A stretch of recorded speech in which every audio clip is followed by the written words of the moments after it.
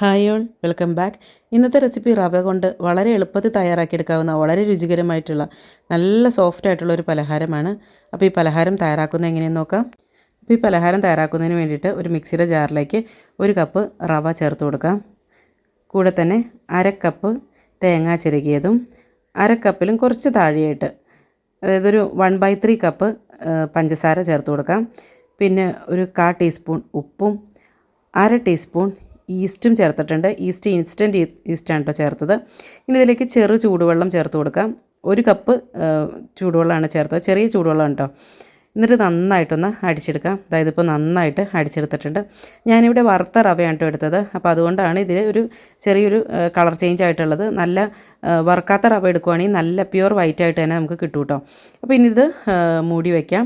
എന്നിട്ടിത് 1 മണിക്കൂർ ഒന്ന് റെസ്റ്റ് ചെയ്യാനായിട്ട് മാറ്റി വയ്ക്കണം കേട്ടോ. ഇതുപോലെ നമ്മൾ പുളിപ്പിക്കാനൊക്കെ ആയിട്ട് വയ്ക്കുമ്പോൾ നല്ലതാണ് കേട്ടോ ഇതുപോലത്തെ കണ്ടെയ്നേഴ്സിൽ വയ്ക്കുന്നത്. റൈസ് സേവർ ഇത് ബിഗ്, ഇത് കുറച്ച് വലിയ പാത്രം, ഇതിൻ്റെ മീഡിയത്തിലാണ് ഞാനിപ്പോൾ ഇത് വച്ചിരിക്കുന്നത് കേട്ടോ. ഇത് കൂടെ ഇത് ഓൺലൈനായിട്ട് ഞാൻ മേടിച്ചതൊന്നുമല്ല, ഇതിലൂടെ കൊണ്ടുപോയപ്പോൾ അങ്ങനെ മേടിച്ചിട്ടുണ്ടോ. പക്ഷേ എനിക്ക് അത്ര നല്ലതാണോ എന്നൊന്നും അന്നേരം അറിയില്ലായിരുന്നു. പക്ഷേ ഇത് നല്ല യൂസ്ഫുള്ളാണ്. ഇഡ്ഡലിയും ദോശയൊക്കെ ഉണ്ടാക്കാനും ഒക്കെ നല്ലതാണ്. അതുപോലെ ഇത് ഫ്രിഡ്ജിൽ വയ്ക്കുവാണെങ്കിലും നമുക്ക് ഒരുപാട് ഇങ്ങനെ പുളിച്ച് പോകാണ്ടിരിക്കുന്നുണ്ട് കേട്ടോ. നല്ലൊരു പാത്രമാണ് കേട്ടോ. ഇപ്പോൾ 1 മണിക്കൂർ കഴിഞ്ഞപ്പോഴേക്കും ഇത് നന്നായിട്ട് പൊളിച്ച് നല്ല പൊന്തി വന്നിട്ടുണ്ട് കേട്ടോ. അപ്പോൾ ഇതിനകത്തേക്ക് ഒരു 1/2 ടീസ്പൂൺ ഏലക്കാപ്പൊടി കൂടി ചേർത്തിട്ടുണ്ട് കേട്ടോ. എന്നിട്ട് നന്നായിട്ടൊന്ന് മിക്സാക്കി എടുക്കാം. ഇനി ഇത് നെയ്യ് തൂത്ത് വെച്ചിട്ടുള്ള ഒരു പാത്രത്തിലായിട്ടാണ് കേട്ടോ ഞാനിത് ഒഴിക്കുന്നത്. നമ്മുടെ കയ്യിൽ കേക്ക് ടിന്നൊക്കെ ഉണ്ടെങ്കിൽ അതിനകത്തേക്കാണെങ്കിലും ഒഴിച്ച് വയ്ക്കാം കേട്ടോ. അപ്പോൾ നെയ്യോ അല്ലെങ്കിൽ എണ്ണയോ ബട്ടറോ എന്തെങ്കിലും തേച്ചിട്ട് ഇതുപോലെ നമുക്ക് ഇളക്കിയെടുക്കാൻ എളുപ്പത്തിന് വേണ്ടിയിട്ട്. അതുപോലെ ഏലക്കയാണെങ്കിൽ നമുക്ക് അരക്കണേൻ്റെ കൂട്ടത്തിൽ അങ്ങോട്ട് ചേർത്ത് കൊടുക്കാം കേട്ടോ. ഇതിപ്പോൾ എൻ്റെ ഏലക്ക പൊടി ഇരുന്നുകൊണ്ടാണ് കേട്ടോ ഞാനിപ്പോൾ ലാസ്റ്റായിട്ട് ചേർത്ത് കൊടുത്തത്. പിന്നെ ഇതൊന്ന് ഡെക്കറേറ്റ് ചെയ്തെടുക്കാം. അപ്പോൾ ഞാനിവിടെ കാഷ്നട്ടും കിസ്മിസൊക്കെ വെച്ചിട്ടൊന്ന് ഡെക്കറേറ്റ് ചെയ്തെടുക്കാം കേട്ടോ. അപ്പോൾ ഇത് ഡെക്കറേറ്റ് ചെയ്യണമെന്നൊന്നുമില്ല, അത് ഇങ്ങനെ തന്നെ ഉണ്ടാക്കിയെടുത്താലും നല്ല ടേസ്റ്റ് തന്നെ കേട്ടോ കഴിക്കാനായിട്ട്.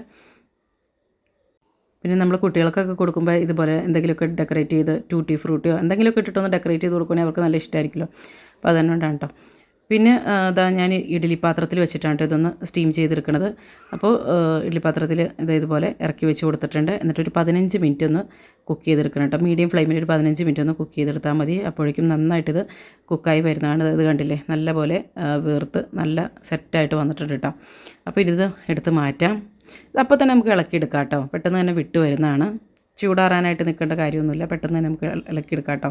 വൈകിട്ട് ചായയോടൊപ്പം അതുപോലെ കുട്ടികളെ സ്കൂളൊക്കെ വിട്ട് വരുമ്പോഴും കൊടുക്കാൻ പറ്റിയ നല്ലൊരു പലഹാരമാണ് കേട്ടോ.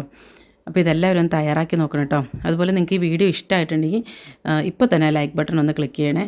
കൂടാതെ ഇനിയും ഇതുപോലെ ഈസി റെസിപ്പീസൊക്കെ ലഭിക്കുന്നതിന് വേണ്ടിയിട്ട് നമ്മുടെ ചാനൽ സബ്സ്ക്രൈബ് ചെയ്യാനും കൂടെയുള്ള ബെല്ലൈക്കണിൽ ഓൾ എന്നത് പ്രസ് ചെയ്യാനും മറക്കല്ല കേട്ടോ. അപ്പോൾ ഇനി പലഹാരം ഒന്ന് കട്ട് ചെയ്ത് നോക്കാം. നല്ല സോഫ്റ്റായിട്ടുള്ള നല്ല ടേസ്റ്റി ആയിട്ടുള്ള പലഹാരം തന്നെയാണ് കേട്ടോ. എല്ലാവരും ഒന്ന് തയ്യാറാക്കി നോക്കുക. അപ്പോൾ നല്ലൊരു ഉഷാറ് വീഡിയോയുമായി വീണ്ടും കാണാം. എല്ലാവർക്കും നല്ലൊരു ദിവസം ആശംസിക്കുന്നു. Thank you for watching Ayisha's creations.